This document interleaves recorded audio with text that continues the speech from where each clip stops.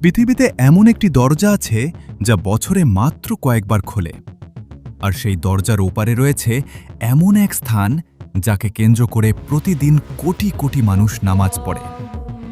সেই স্থান পবিত্র কাবা। কিন্তু প্রশ্ন হল, কাবার ভেতরে আসলে কি আছে? প্রতি বছর বিশ্বের বিভিন্ন দেশ থেকে লাখো মুসলিম মক্কায় যান। তারা কাবাকে ঘিরে তাওয়াফ করেন, দোয়া করেন, কাঁদেন।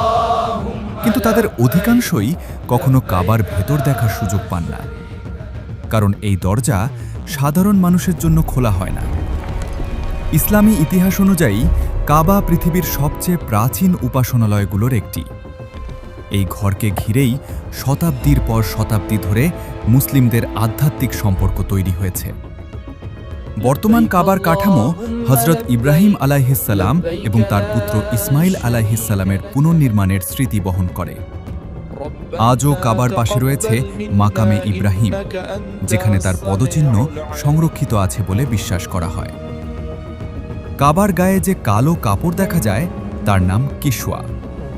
প্রতি বছর নতুন কিসওয়া তৈরি করা হয় বিশেষ কারিগরদের মাধ্যমে। আর কাবার এক কোণে রয়েছে হাজরে আসওয়াদ, যাকে মুসলিমরা অত্যন্ত সম্মানের চোখে দেখেন।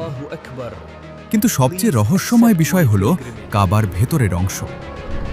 যারা সেখানে প্রবেশ করেছেন তাদের বর্ণনা অনুযায়ী ভেতরে রয়েছে একটি সরল কিন্তু ঐতিহাসিক কক্ষ।